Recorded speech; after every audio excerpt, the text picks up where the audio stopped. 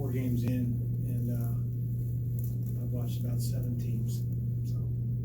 Is there anywhere in particular? I'm sorry, were you going to go? Well, yeah, I was just gonna follow. In your experience, Chris, how long does it take to get a feel for a team or how good a team is, or does it vary team to team? I don't know. I never worry about that. I mean, I really don't worry about how bad we are or how good we are. I mean, I just worry about what I put on the practice plan and then we're executing it, and let other people judge that. You all have been a pretty heavy favorite the past 3-4 games. Is there anywhere in particular you've seen improvement, just even despite that?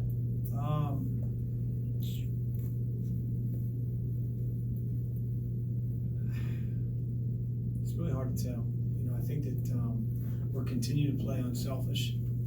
I think we're making, for the most part, the right pass. I think for the most part, we're taking pretty good shots. Defensively, I thought, we were really good against Indiana State, not as good against North Carolina Central.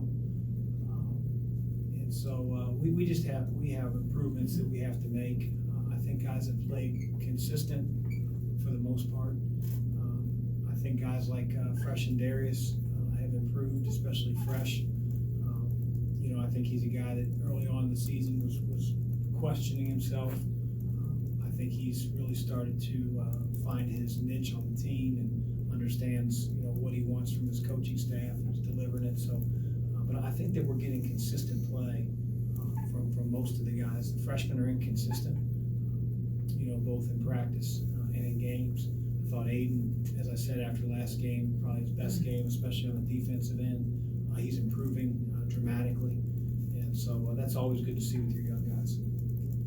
Chris, how much of the shooting and the good shooting is, you obviously have some good shooters, but it seemed like the other night you made some passes that got really, I don't want to say easy shots, but easier shots than maybe you would have in that game before. Yeah, I mean, that's the quest, is to generate really good looks, whether they're interior, whether they're on the perimeter.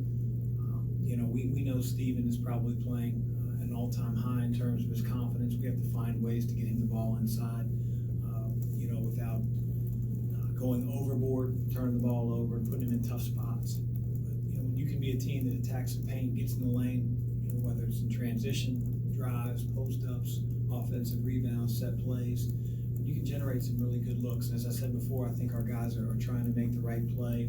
We are shooting the ball with great confidence right now. Coach, once David and Malik do come back, how do you plan on kind of easing them into the lineup and then playing them?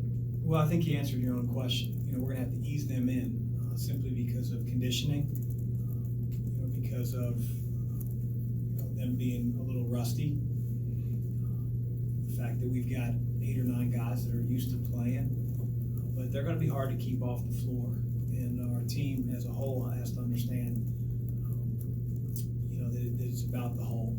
It's about the team. It's about sacrificing some things, whether that's a few shots, whether that's a few minutes, whether that's a starting role. But elite teams and great teams are willing to do that, even despite the outside noise trying to tear you apart. Do you think we'll potentially see them tomorrow? Probably not. I still think we, as a coaching staff and our athletic trainer, we have to see them in live situations in practice before we say, okay, let's just put them out there on game night. And that's for their long term, not necessarily our team's long term. I'd love to get them out there, as quickly as tomorrow night, but I don't think that's something they're ready for, even though I know that they would tell you differently. Coach, I know it has been still early in the season, but you just kind of bounced off Malik and David. Have you been able to see the benefits for the guys like Aiden and Darius, Fresh, like guys getting even more minutes and more experiences on the court? I hope so, even more reps in practice. When those 2 guys went down, I was pretty clear that I thought, although I was devastated for each of them, disappointed, been through injury myself years ago. I know what that feels like, that natural separation that teammates have. The camaraderie that you feel as a player in the locker room is different when you're injured. But I did think that ultimately it could, not it would, but it could make us a deeper team. It would would give some of the young guys more reps in practice, more opportunity to screw up in games and learn from. And, would they have played as much against Miami or Youngstown State had David and Malik been healthy? I don't know, but probably not.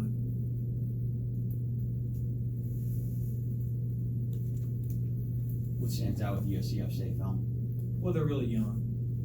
They're a young team. They're really trying to execute on offense. They're just not shooting it very well. And so with young kids, sometimes the speed of the game and just the little things you have to do to get open, to create a good look, and then ultimately knock it down, takes a little bit of confidence. And, the difficulty, I think, when you're Coach Dickerson is you have no juniors and seniors that can sort of set the tone. We're on the other end of the spectrum. I've got fifth-year seniors. I got 4 fifth-year seniors on our team, and they don't have one junior or one senior on their team. So they're learning. I can imagine if I had 13 Quinn Slazinskis out there, the growing pains I would have. 2 of us get an appendectomy. When you have games like this where the team knows that they're heavily favored and stuff, are you pleased with how these guys have approached each game, knowing that they are still heavy favorites? And I can't answer that question until after tomorrow night. Okay. I'm not giving our team any credit for how we played against Indiana State or North Carolina Central for tomorrow night. My whole thing with our guys is you have to be an everyday guy. You have to be an every play guy. Good competitors, good players, great teams. It doesn't matter what the opponent looks like or who they are. You come out and you play to your standard. And we haven't always done that for 40 minutes, which is extremely difficult. But we need to get closer to getting to 40 minutes to our standard, no matter who we play. And when we do, it won't matter if we're playing USC Upstate or we're playing Texas Tech or we're playing Duke. It will not matter. And it doesn't mean we'll win every game, but I'll be able to go to sleep at night feeling like our kids gave the best effort, and now it's improving some areas.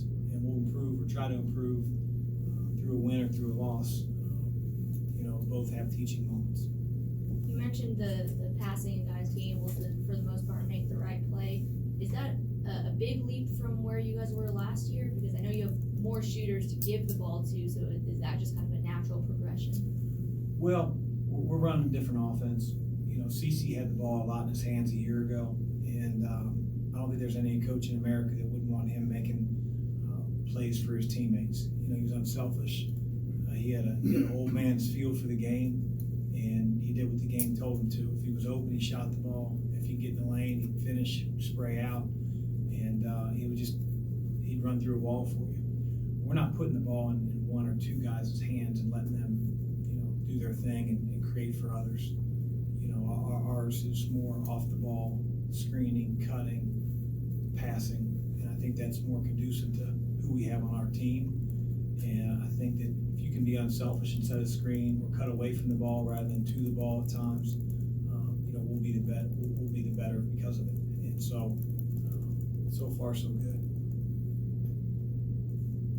Anyone else?